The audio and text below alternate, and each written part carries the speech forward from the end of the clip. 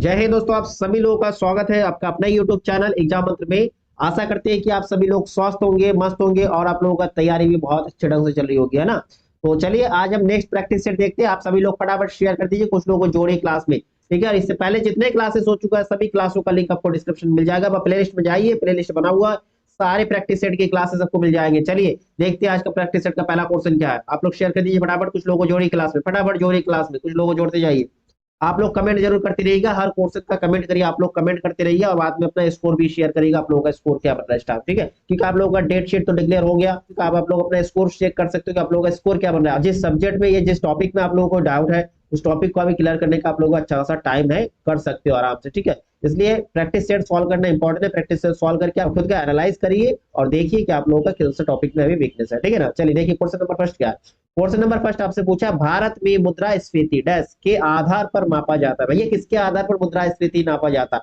थोक मूल्य सूचकांक या उत्पादक मूल्य सूचकांक या उपभोक्ता मूल्य सूचकांक या फिर इनमें से कोई विकल्प सही नहीं। बताइए क्वेश्चन नंबर 71 का आंसर क्या होगा। देखिए मुद्रास्फीति का नियंत्रण या फिर इसका मापक कौन करते हैं भैया? आरबीआई करेंगे। कौन करेंगे? आरबीआई, ठीक है। मुद्रास्फीति का जो मापक का आधार जो है सबसे पहले तो भैया क्या था? थोक मूल्य सूचकांक। अब अगर क्वेश्चन अप्रैल अप्रैल 2014 से पहले की बात करते हैं तो उसमें थोक मूल्य सूचकांक के आधार पर मापा जाता था मुद्रास्फीति को। लेकिन 1 अप्रैल 2014 के बाद भारत में मुद्रास्फीति जो है उपभोक्ता मूल्य सूचकांक के आधार पर मापा जाता है, ठीक है। आपका आंसर हो जाएगा ऑप्शन नंबर थर्ड। बिल्कुल क्लियर हो गया आप लोगों का। चलिए फिर नेक्स्ट क्वेश्चन देखते हैं। नेक्स्ट हमारा क्वेश्चन होगा क्वेश्चन नंबर 72। देखिए क्वेश्चन नंबर आपका 72 क्या है। कार्यबल की जनसंख्या, कार्यबल की जनसंख्या डैश वर्ष से लेकर डैश वर्ष तक के आयु के लोगों को सम्मिलित किया जाता है। मतलब कार्यबल की जनसंख्या को किस वर्ष से किस वर्ष के बीच में रखा जाता है? 10 से 69 वर्ष के बीच, 15 से 64, 21 से 55 या फिर 18 से 22। बताइए क्वेश्चन नंबर आपका 72 का आंसर क्या होगा। कार्यबल जनसंख्या, देखिए कार्यबल जनसंख्या जो है 15 वर्ष से, ठीक है, 15 वर्ष से लेकर 64 वर्ष, 15 वर्ष से लेकर 64 वर्ष तक की आयु के लोगों को सम्मिलित किया जाता है। यानी कि ऑप्शन आपका इसमें सेकंड करेक्ट आंसर हो रहा है। ऑप्शन नंबर सेकंड आपका राइट आंसर हो गया। चलिए नेक्स्ट क्वेश्चन देखते हैं। नेक्स्ट हमारा क्वेश्चन होगा क्वेश्चन नंबर आपका 73। 73 का आंसर क्या होगा। किस प्रकार की अर्थव्यवस्था में ना तो निर्यात ना ही आयात होता है? ना ही आपका निर्यात होता है ना ही आयात, ना इंपोर्ट होगा ना एक्सपोर्ट होगा। बताइए किस प्रकार का अर्थव्यवस्था में? बंद, खुली, मिश्रित या फिर वैश्विक? भैया ना निर्यात हो रहा है ना आयात हो रहा है ना एक्सपोर्ट ना इंपोर्ट, होगा क्लोज बंद वाला होगा। ऑप्शन आपका फर्स्ट, इजी एकदम। चलिए नेक्स्ट क्वेश्चन देखते हैं। नेक्स्ट हमारा क्वेश्चन होगा क्वेश्चन नंबर 74। देखिए क्वेश्चन नंबर 74 आपसे क्या पूछा है।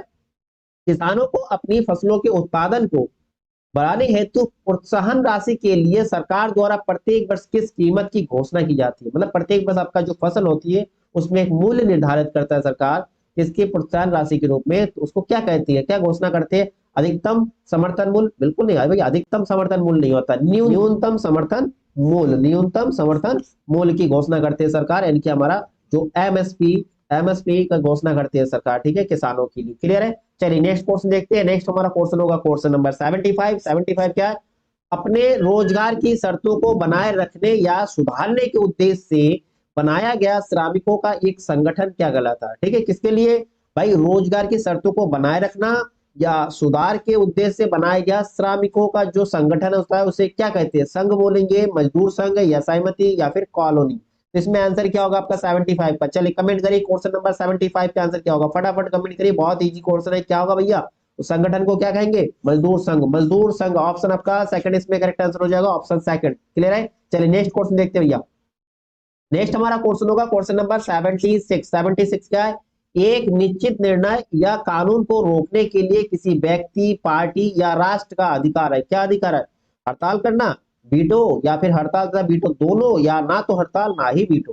देखिए निश्चित निर्णय या फिर कानून को रोकने के लिए व्यक्ति या फिर पार्टी या फिर राष्ट्र का अधिकार, उसको क्या कहेंगे? वीटो। क्या कहते हैं? वीटो। ऑप्शन आपका इसमें सेकंड, इसमें भी आपका करेक्ट आंसर हो जाएगा वीटो, ठीक है।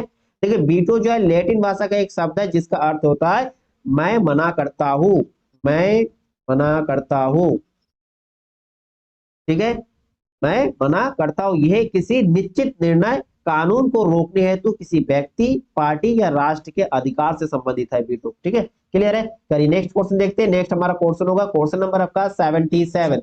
देखिए भारतीय संविधान का कौन सा भाग जो है नगर पालिकाओं से संबंधित है। ठीक है, कौन सा भाग जो है भारतीय संविधान का नगर पालिका से संबंधित है। भाग 4, भाग 5, भाग 9A या फिर भाग 10। बताइए क्वेश्चन नंबर आपका 77 का आंसर क्या होगा, कमेंट करिए, फटाफट कमेंट करिए। क्वेश्चन नंबर 77 का आंसर क्या होगा।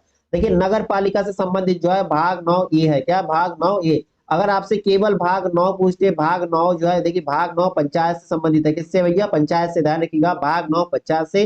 भाग 9A की बात करते हैं अगर इसमें भाग 9A तो आपका हो जाएगा नगर पालिका। क्या भैया, नगर पालिका। और इसी प्रकार अगर भाग 9 अगर बी पूछे तो बी आपका किससे संबंधित होगा, बी जो आपके सहकारी समिति से संबंधित है। क्या है, सहकारी सहकारी समिति से संबंधित है। नोट कर लीजिएगा, इंपॉर्टेंट पॉइंट है। क्लियर है। चलिए नेक्स्ट क्वेश्चन देखते हैं। नेक्स्ट हमारा क्वेश्चन होगा क्वेश्चन नंबर 78। देखिए क्वेश्चन नंबर 78 क्या है, भारतीय संविधान की किस अनुसूची में जो है दल बदल कानून दिया गया। किस अनुसूची में जो है दल बदल कानून दिया गया है। 7वीं अनुसूची में, 8वीं अनुसूची में, 9वीं अनुसूची में या फिर 10वीं अनुसूची में। देखिए अच्छा क्वेश्चन है, इंपॉर्टेंट क्वेश्चन है, ध्यान रखिए। दल बदल कानून जो है, दल बदल कानून किस अनुसूची में, 10वीं। भाई 10 नंबरी काम है, 10 नंबरी। तो 10वीं अनुसूची में दल बदल कानून है। ठीक है, क्लियर है। चलिए नेक्स्ट क्वेश्चन देखते हैं। नेक्स्ट हमारा क्वेश्चन होगा क्वेश्चन नंबर 79। क्या चोलों के शिलालेख में जिन्होंने तमिलनाडु में शासन किया, निम्नलिखित में से किस कर का उल्लेख सबसे अधिक बार किया। कौन से साम्राज्य की बात हो रहा है, चोलो। चोलों के शिलालेख कहां मिले भाई, तमिलनाडु में। ठीक है, तमिलनाडु में शासन किए। ठीक है, तो चोलों के द्वारा जो कर लगाया जाता है उस कर का उल्लेख उल्लेख अधिक बार कौन से प्रकार के कर का है, पीती, कदमे, थारी या फिर मनाई। तो इसमें आपका आंसर क्या होगा, चोलों द्वारा। चोलों का जो शिलालेख है उसमें जो है कर जो है बेती, बेती का बार बार उल्लेख हुआ है। तो बेती, ठीक है, बेती एक प्रकार का कर था। किस प्रकार का, बेती कर जो है ये नगद कर नहीं था। ठीक है, किसी व्यक्ति पर लगाया गया नकद कर नहीं था, बल्कि ये बेगार रूप से चुकाना पड़ता था। इसी प्रकार चोल वंश में एक और कर लगाया जाता था, काडमत। क्या, काडमत, जिसे हम वर्तमान में क्या करते हैं, भू राजस्व। क्या कहते हैं, भू राजस्व कर को क्या बोला जाता था, काडमत। ठीक है, क्लियर हो गया। चलिए भैया नेक्स्ट क्वेश्चन देखते हैं। फिर नेक्स्ट हमारा क्वेश्चन होगा 80 नंबर। देखिए आधे घंटे में मैं चाहता हूं कि 50 क्वेश्चन आपका क्लियर हो जाए। डेली आपको प्रैक्टिस सेट मिल रहा है, आधे घंटे में हम लोग 50 क्वेश्चन का टारगेट लेके चलते हैं। आप लोग घर बैठे भी प्रैक्टिस से जब सॉल्व करो जीएस का, तो आप टारगेट लेके चलिएगा कि आधे घंटे में हमें जीएस का पोर्शन कंप्लीट करना है। ठीक है, बाकी देखिए मैथ में हम लोगों का टाइम ज्यादा लगेगा, रीजनिंग में भी थोड़ा टाइम लगेंगे, इसलिए जीएस में हम कम से कम टाइम लगाने की कोशिश करें। देखिए क्वेश्चन क्या है, 80 नंबर। दिल्ली तथा अजमेर के आसपास के क्षेत्रों पर शासन करने वाले चाहमानों को बाद में से जाना जाने लगे। ठीक है, मतलब किस नाम से जाने जाने लगे, चाहमानों को। चालुक्य, चौहान, चोल या फिर चंदेल। भाई इन लोगों ने शासन कहाँ किया, दिल्ली और अजमेर के क्षेत्र के आसपास। ठीक है, दिल्ली में शासन किया, अजमेर के आसपास शासन किया।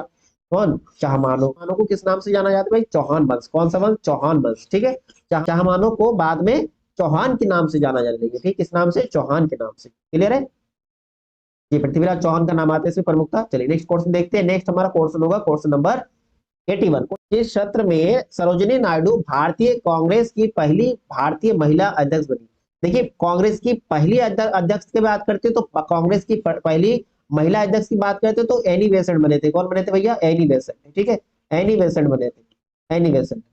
और भारतीय में पूछा, भारतीय में अगर प्रथम पूछे तो ध्यान रखिएगा, भारतीय में प्रथम सरोजिनी नायडू। और अगर महिला की बात करते हैं कांग्रेस का तो एनी बेसेंट जो प्रथम महिला अध्यक्ष बनी थी। और भारतीयों में प्रथम महिला सरोजिनी नायडू। आपसे पूछा किस सत्र में बनाए गए थे, 1922 गया वाले में, या फिर 1925 कानपुर सेशन में, या फिर 1928 कलकत्ता सेशन में, या फिर 1931 कराची सेशन में। बताइए क्वेश्चन नंबर 81 का आंसर क्या होगा, सरोजिनी नायडू। देखिए सरोजिनी नायडू से एक क्वेश्चन और बनता है कि स्वतंत्र भारत का प्रथम महिला गवर्नर कौन थे, तो आपका आंसर होगा सरोजिनी नायडू। सरोजिनी नायडू जो है प्रथम प्रथम महिला गवर्नर बने थे। कहाँ के बने थे भैया, ये भी क्लियर हो जाना चाहिए। कहाँ के भैया, उत्तर प्रदेश के। उत्तर प्रदेश का प्रथम महिला गवर्नर बने थे, या भारत की प्रथम महिला गवर्नर के रूप में अपने सेवा किए थे उत्तर प्रदेश में। ठीक है, आपका इसमें आंसर क्या होगा, किस सेशन में, आपका हो जाए कानपुर सेशन में जो है इन्होंने अध्यक्षता की थी 1925 में। ठीक है, क्लियर हो गया। चलिए भाई नेक्स्ट क्वेश्चन देखते हैं। फिर नेक्स्ट हमारा क्वेश्चन होगा क्वेश्चन नंबर आपका 82। क्वेश्चन नंबर 82 आपसे क्या पूछा, भारत की स्वतंत्रता संग्राम में 1915 से 47 की अवधि को डैश कहा जाता है। 1915 से लेकर 47 की अवधि को क्या कहते हैं, गर्म दलीय दौर, नरम दलीय दौर, गांधी का दौर, या कोई विकल्प सही नहीं है इसमें। बताइए क्वेश्चन नंबर 82 का आंसर क्या होगा। देखिए भारत की अगर स्वतंत्रता संग्राम की बात करें तो प्रथम स्वतंत्र संग्राम, प्रथम अगर पूछते, प्रथम तो आपका हुआ था 1857 स्वतंत्रता संग्राम हुआ था। 1915 से लेकर 47 से तीसरा स्वतंत्रता संग्राम था। इस अवधि को गांधी का दौर कहा जाता है, ठीक है, गांधी का दौर, ठीक है। महात्मा गांधी जो देखिए 1915 में दक्षिण अफ्रीका से भारत लौटे थे और 1947 में भारत को आजादी मिले, तो इस अवधि को जो है गांधी का दौर के नाम से जाना जाता है। क्लियर है। चलिए भाई नेक्स्ट क्वेश्चन देखते हैं। नेक्स्ट हमारा क्वेश्चन होगा क्वेश्चन नंबर 83। 83 क्या, अल बरूनी द्वारा अरबी पुस्तक का क्या नाम, अल बरूनी द्वारा लिखी गई पुस्तक कौन सी है, ये आपसे पूछा है। ये क्वेश्चन भी काफी आते हैं, लेकिन रिपीटेड क्वेश्चन है, अच्छा क्वेश्चन है। बताइए क्वेश्चन नंबर 83 का आंसर क्या होगा।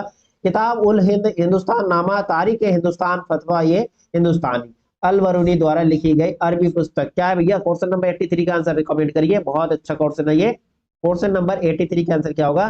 किताब उल हिंद, किताब उल हिंद अल बरूनी द्वारा लिखित पुस्तक है, ठीक है। क्लियर है। चलिए नेक्स्ट क्वेश्चन देखते हैं। नेक्स्ट हमारा क्वेश्चन होगा क्वेश्चन नंबर 84। क्वेश्चन नंबर 84 क्या, 1920 के दशक में भारत में शुद्धि आंदोलन किसने शुरू किया था। सुभाष चंद्र बोस, स्वामी दयानंद सरस्वती, चंद्रशेखर आजाद या फिर राजा राममोहन रॉय। बताइए क्वेश्चन नंबर आपका 84 का आंसर क्या होगा।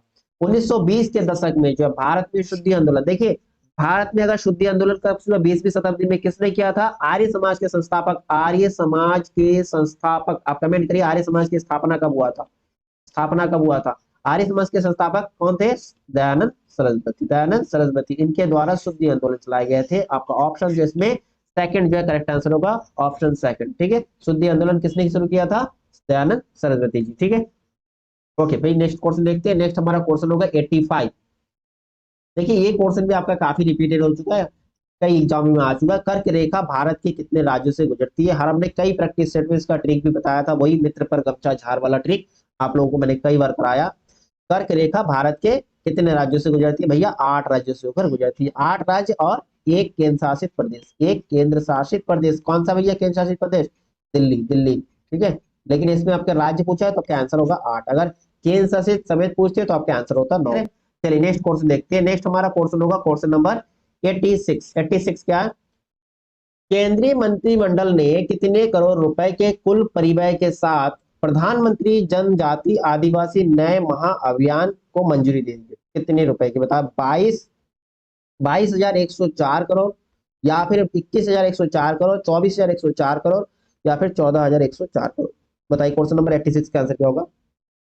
केंद्रीय मंत्रिमंडल ने कितने करोड़ रुपए के कुल परिव्यय के साथ प्रधानमंत्री जनजाति आदिवासी न्याय महाअभियान की मंजूरी दी है, तो आपका आंसर होगा 24,104 करोड़, 24,104 करोड़, 24,104 करोड़ रुपए जो है आदिवासी न्याय महाअभियान के लिए मंजूरी दी है। क्लियर है। चलिए नेक्स्ट क्वेश्चन देखते हैं।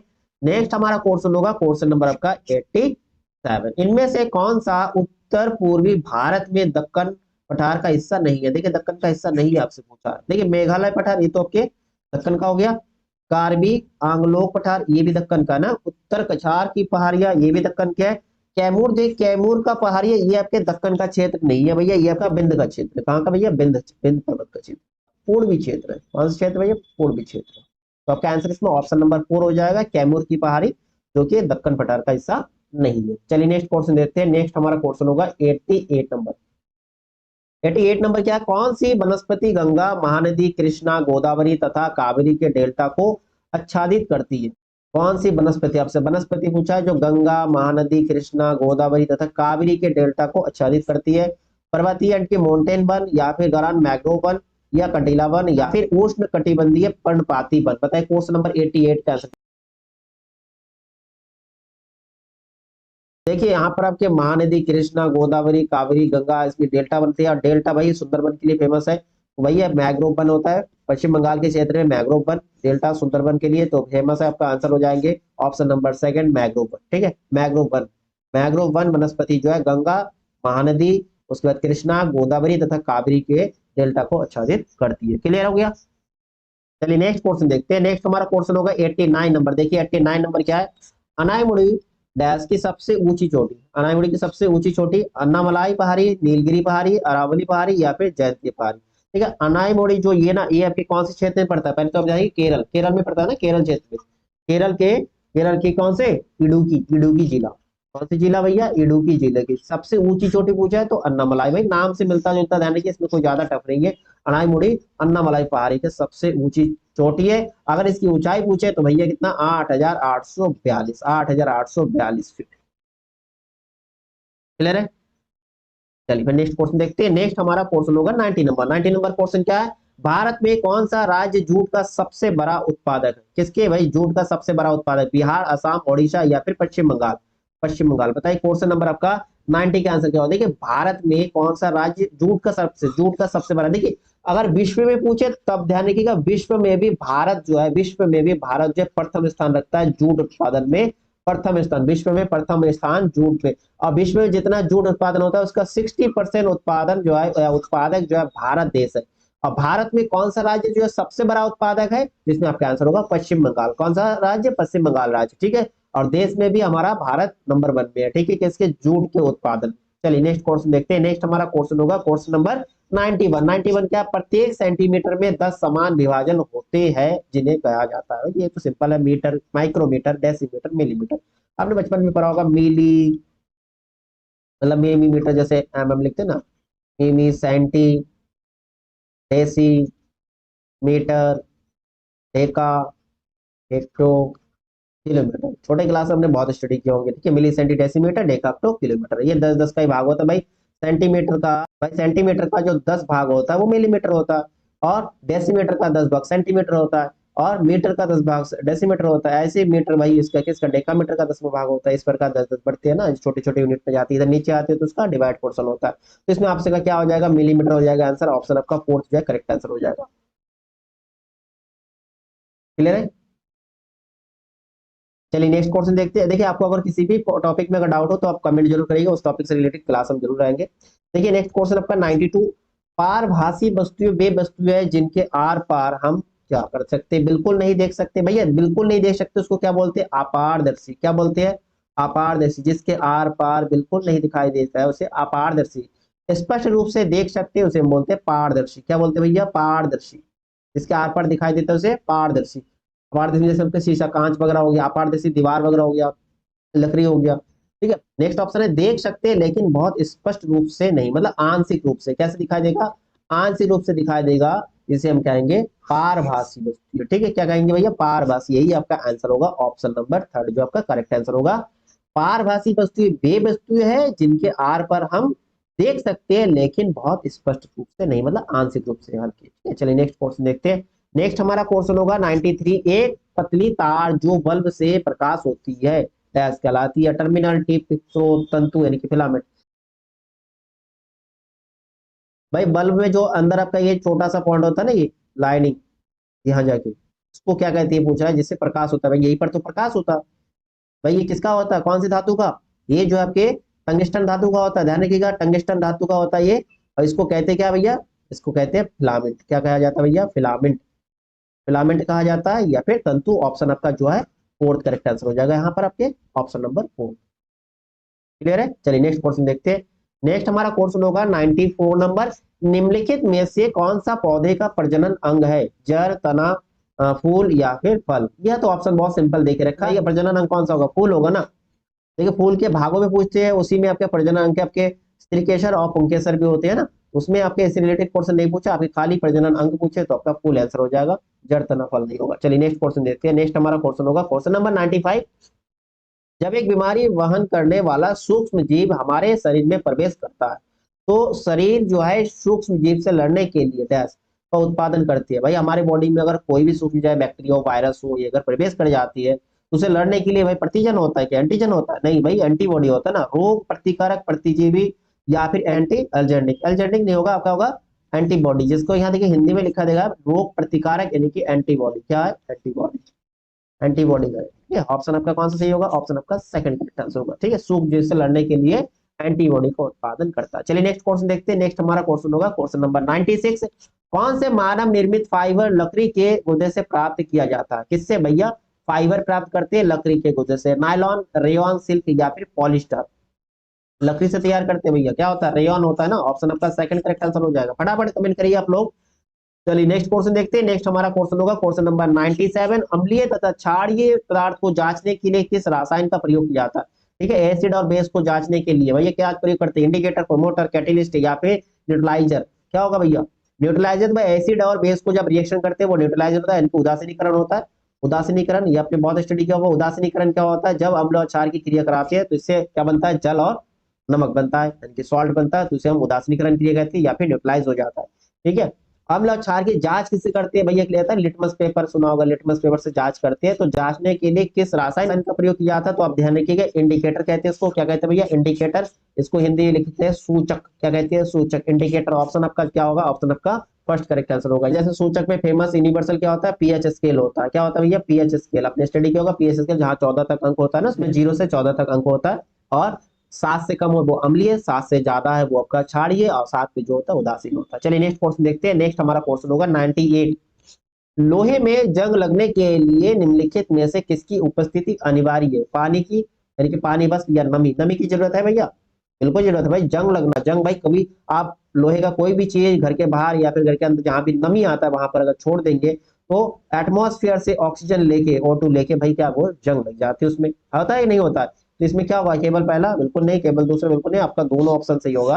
ऑप्शन आपका इसमें थर्ड करेक्ट ऑप्शन, इनका आपका पहला और दूसरा दोनों सही है। इस कंडीशन में थर्ड ऑप्शन आपका करेक्ट है, पहला और दूसरा। भाई नमी और ऑक्सीजन की उपस्थिति में जो लोहे में जंग लगते हैं। क्लियर है? चलिए नेक्स्ट क्वेश्चन देखते हैं। नेक्स्ट हमारा क्वेश्चन होगा 99। 99 नंबर क्वेश्चन क्या है? कौन सा एक पक्षीय सहजीवी संबंध का एक उदाहरण नहीं है? एक पक्षीय सहजीवी उदाहरण नहीं है, आपसे पूछा है। ध्यान दीजिएगा, सहजीवी संबंध का एक उदाहरण नहीं है। मवेशी, बगुले तथा मवेशी। सहजीवी भाई साथ साथ वाले तो मवेशी, बगुले और मवेशी बिल्कुल सही है। एक हर्मिट केकड़ा तथा एक खाली शंख बिल्कुल सही है। एक पेड़ पर एक मकड़ी बिल्कुल हो सकता है। मेजबान के पेट में टेप वर्म, टेप वर्म जिसे फीता कृमि वगैरह मनुष्य के पेट में हो जाता है, फीता कृमि वगैरह, तो ये क्या होगा? सहजीवी होता है क्या? ये तो भैया परजीवी होता है। परजीवी होता है वैश्यजीवी, जिसमें एक जीव है दूसरे जीव पे आश्रय लेती है, और इसमें जो है मेजबान की जो है क्या होता है? नुकसान होता है। ठीक है, क्लियर है नहीं है? चलिए नेक्स्ट क्वेश्चन देखते हैं। नेक्स्ट हमारा क्वेश्चन होगा क्वेश्चन नंबर 100। एक ही प्रकार के जीवों की आबादी कुल योग को क्या कहा जाता है? साम्राज्य, वर्ग, फाइलम या फिर प्रजाति? बताइए क्वेश्चन नंबर 100 का आंसर क्या होगा?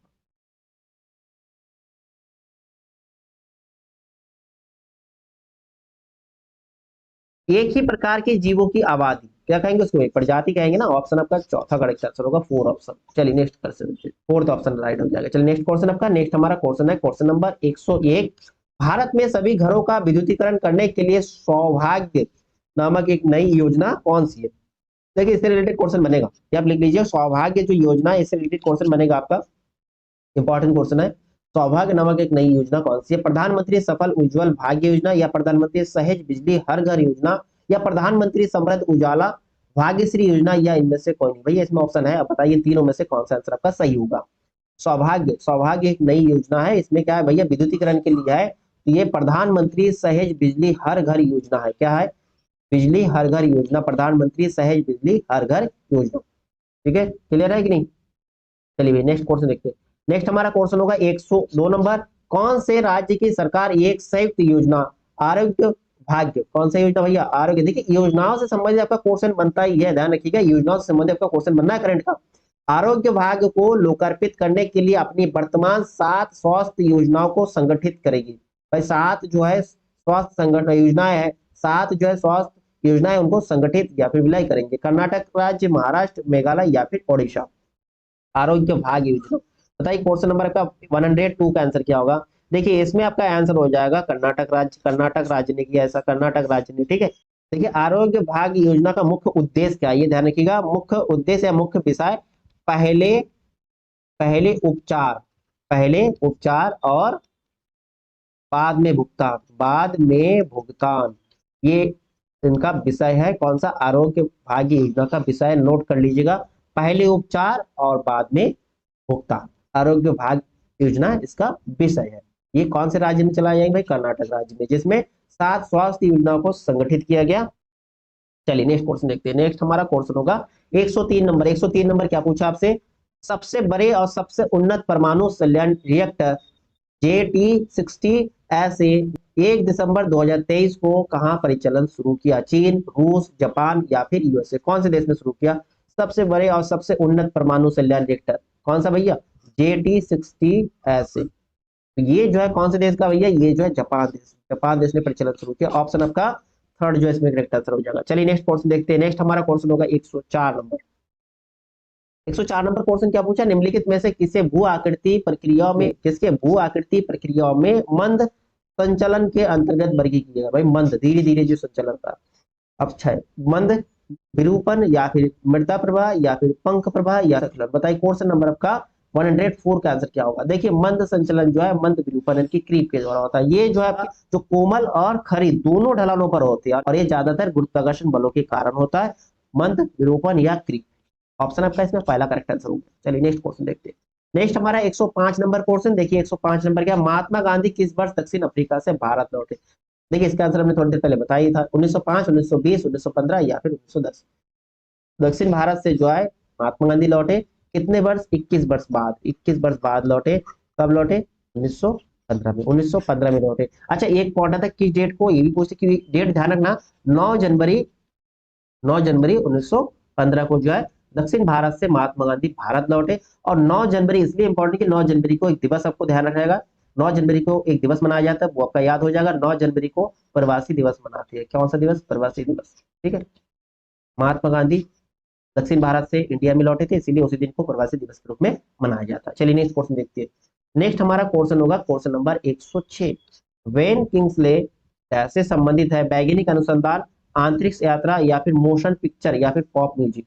वेन किंग्सले कौन है भैया? ये जो है ये अंग्रेज अभिनेता है, अंग्रेज अभिनेता है। ठीक है, यानी कि ये मोशन पिक्चर से संबंधित है। अच्छा इनका एक फेमस रोल जो है, फेमस रोल है जो 1982 में 1982 में बनी इसका गांधी मूवी। ठीक है, गांधी मूवी में महात्मा गांधी जी का रोल अदा किए थे और जिसमें इन्हें सर्वश्रेष्ठ अभिनेता का अकादमी अवार्ड मिला था, अकादमी अवार्ड मिला था। ठीक है, चलिए नेक्स्ट क्वेश्चन देखते हैं। नेक्स्ट हमारा क्वेश्चन होगा 107 नंबर। वायु में ध्वनि की गति की तुलना में अधिक तेजी से गति करने वाली वस्तु के रूप में जानी जाती है। भाई किससे? वायु में ध्वनि की गति से भी तेज, सोलर, अल्ट्रासोनिक, इंफ्रासोनिक या सुपरसोनिक? ध्वनि की गति की तुलना से भी अधिक तेज गति भैया किसका? सुपरसोनिक। ध्यान रखिएगा सुपरसोनिक का आंसर होगा ऑप्शन इसमें आपका 4 जो है करेक्ट आंसर होगा 107 का। क्लियर है? चलिए नेक्स्ट क्वेश्चन देखते हैं। नेक्स्ट हमारा क्वेश्चन होगा 108 नंबर। 108 नंबर आपसे क्या पूछे? डैश को चश्मे की सहायता से ठीक नहीं किया जा सकता। देखिए दूरदृष्टि भाई चश्मे से उत्तल लेंस की यूज करके हम सही कर सकते हैं, कारण निवारण है इसका। और निकट दृष्टि भाई निकट दृष्टि से अवतल लेंस का यूज करके सही कर सकते हैं। मोतियाबिंद हाइपरमेट्रोपी, देखिए हाइपरमेट्रोपी ये दूरदृष्टि का ही है, दूरदृष्टि को हाइपरमेट्रोपी है भाई, नाम हिंदी और इंग्लिश में देके रखा है। इसका इलाज नहीं होगा भाई मोतियाबिंद को, भाई मोतियाबिंद का चश्मे से इलाज नहीं किया जा सकता, चश्मे की सहायता से इलाज नहीं किया जा सकता, ऑपरेशन होता है इसके लिए। चलिए नेक्स्ट क्वेश्चन देखते हैं। नेक्स्ट हमारा क्वेश्चन होगा क्वेश्चन नंबर है आपका 109 नंबर। देखिए 109 नंबर क्या है? विद्युत चुंबक के संदर्भ में कौन सा कथन सही नहीं है? चुंबक के संदर्भ में कौन सा कथन सही नहीं है भैया आपको चुनना। एक अस्थायी चुंबक होता है, बिल्कुल सही है। इसकी मजबूती इसके ध्रुवों के मध्य वायु अंतराल के साथ परिवर्तित होती है, बिल्कुल ये भी पॉइंट से। ध्रुवता को परिवर्तित नहीं किया जा सकता है। देखिए ध्रुवता को परिवर्तित किया जा सकता है, जब कुंडली में धारा की दिशा परिवर्तित होती है तो उसको ध्रुवता में परिवर्तित किया जा सकता है, ये गलत है। इसकी मजबूती को परिवर्तित किया जा सकता है, बिल्कुल। तो आपका ऑप्शन कौन सा हो जाएगा? थर्ड, क्योंकि आपको गलत वाला चुनना था। क्लियर है? चलिए नेक्स्ट क्वेश्चन देखते हैं। नेक्स्ट हमारा क्वेश्चन होगा क्वेश्चन नंबर 110 नंबर क्वेश्चन। राष्ट्रीय कृषि और ग्रामीण विकास बैंक एक है। देखिए राष्ट्रीय कृषि और ग्रामीण विकास बैंक यानी कि नाबार्ड क्या है? वाणिज्यिक बैंक है, परिवेशी संस्थान है, स्वयं सहायता समूह है, ये लघु एवं मध्यम उद्यम है। क्वेश्चन नंबर का 110 क्या? देखिए नाबार्ड जो है भारत के एक क्या शीर्ष विकास बैंक है, जो भारत के ग्रामीण क्षेत्र में कृषि और अन्य जो भी आर्थिक गतिविधि होता है उसके लिए ऋण प्रदान करना, नीति बनाना व योजना बनाने का कार्य करते हैं। तो ये एक प्रकार का पर्यवेक्षी संस्थान है। क्या है? पर्यवेक्षी संस्थान है। ऑप्शन आपका सेकंड इसमें करेक्ट आंसर हो जाएगा। क्लियर है? चलिए नेक्स्ट क्वेश्चन देखते हैं। नेक्स्ट हमारा क्वेश्चन होगा 111 नंबर। 111 नंबर क्या है? डैश अकबर का निवास स्थान था। अकबर का निवास स्थान कौन सा भाई? इलाहाबाद, दिल्ली, लखनऊ, आगरा। इसमें आंसर क्या होगा भैया? आगरा। चलिए भैया फटाफट चलिए नेक्स्ट क्वेश्चन देखते हैं। नेक्स्ट हमारा क्वेश्चन होगा 112 नंबर। 112 नंबर क्या है? डीएनएस से क्या तात्पर्य? डीएनएस क्या होता है? Domain name system, data name, net system या डेटा नेट सर्विस या फिर डोमेन नेम सेटअप। देखिए डीएनएस क्या होता है, domain name system, domain name system. Option आपका पहला जो करेक्ट आंसर होगा कंप्यूटर वाला क्वेश्चन आपके। डीएनएस जो है ये वेबसाइट का प्रतिनिधित्व करता है, इसका वेबसाइट का प्रतिनिधित्व करता है, वेबसाइट का प्रतिनिधित्व करता है। तो डीएनएस का फुल फॉर्म क्या है, डोमेन नेम सिस्टम। क्लियर है, चलिए नेक्स्ट क्वेश्चन देखते हैं। नेक्स्ट हमारा क्वेश्चन होगा क्वेश्चन नंबर 113। भारतीय अंतर्देशीय जलमार्ग प्राधिकरण ने नई दिल्ली में किसके साथ एक समझौता ज्ञापन पर हस्ताक्षर किया? फ्लिपकार्ट, पोर्टर, अमेजन या फिर ओला। ठीक है, भारतीय अंतर्देशीय जलमार्ग प्राधिकरण ने नई दिल्ली में जो किसके साथ समझौता किया? अमेजन के साथ समझौता किया। ध्यान रखिएगा, ऑप्शन आपका इसका थर्ड जो करेक्ट आंसर हो गया। नेक्स्ट क्वेश्चन देखते हैं। नेक्स्ट आपका क्वेश्चन होगा 114 नंबर। भूटान राजतंत्र डैश डैश हिमालय में स्थित है। भूटान राजतंत्र किधर स्थित है? उत्तरी हिमालय में, पूर्वी हिमालय में, केंद्रीय हिमालय में या फिर पश्चिमी हिमालय में। देखिए भूटान जो है, भूटान राष्ट्र या भूटान देश जो है हिमालय, पूर्वी हिमालय, किसमें? पूर्वी हिमालय में स्थित है। ठीक है, ऑप्शन आपका इसमें सेकंड आंसर होगा। और भूटान की जो उत्तर में भैया एक पड़ोसी देश कौन सा है? चाइना है इनका।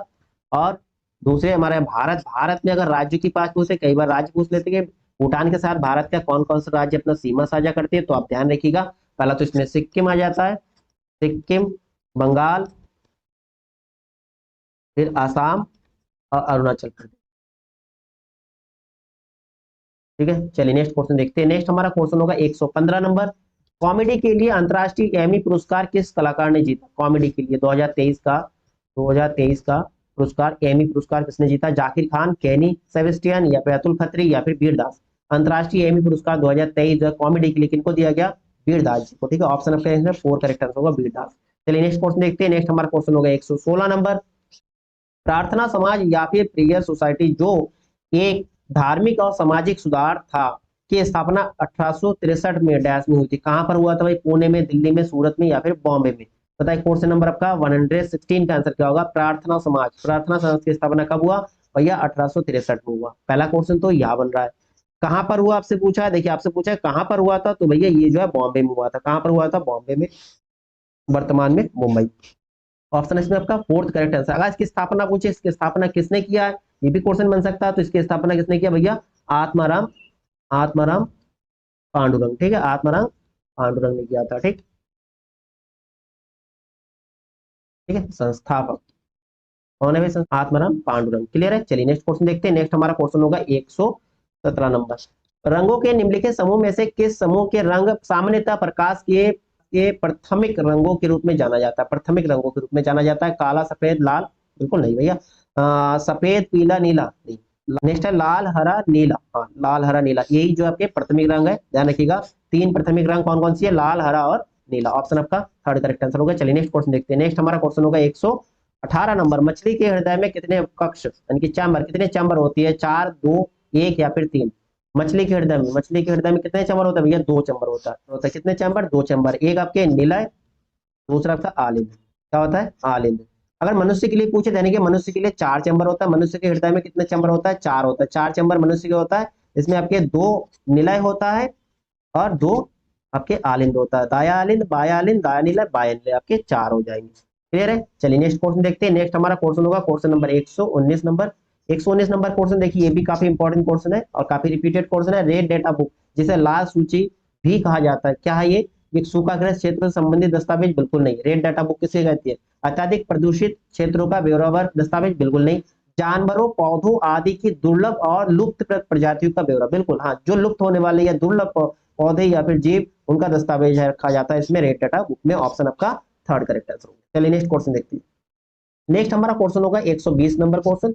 भारत के दिग्गज खिलाड़ी 26वीं बार विश्व बिलियर्ड्स चैंपियनशिप 2023 का खिताब ने नाम किया। भैया ये ज्यादातर आप लोग ये विश्व बिलियर्ड्स खेल की बात करती है, भारत की तरफ से ये ही खिलाड़ी फेमस है, पंकज अडवाणी। देखिए इसमें ऑप्शन आदित्य मेहता बिल्कुल नहीं, अनुज ठाकुर नहीं, पंकज अडवाणी आपका आंसर हो जाएगा। ऑप्शन आपका थर्ड करेक्ट आंसर होगा। क्लियर है, ठीक है भैया। तो यहाँ पर आपके 50 क्वेश्चन हो रहा है, टोटल 50 क्वेश्चन हो गया। तो आप लोग फटाफट अपने स्कोर शेयर करिए। आप लोगों का देखिए अभी स्कोर क्या बन रहा है ना, स्कोर एक बार आप खुद एनालाइज करिए, आप लोगों का स्कोर क्या बन रहा है। और अगर कम है तो कोई बात नहीं, अभी टेंशन लेगा नहीं। अभी जितना टाइम है उतना प्रिपरेशन करके उस चीज को इम्प्रूव कर सकते हो। और देखिए वीडियो अगर अच्छा लगा तो लाइक और शेयर करते चलिए, आप लोग दूसरों को शेयर कर दीजिए अपने दोस्तों को। चलिए आप लोगों से नेक्स्ट क्लास में मिलते हैं, तब तक के लिए दोस्तों जय हिंद एंड थैंक यू।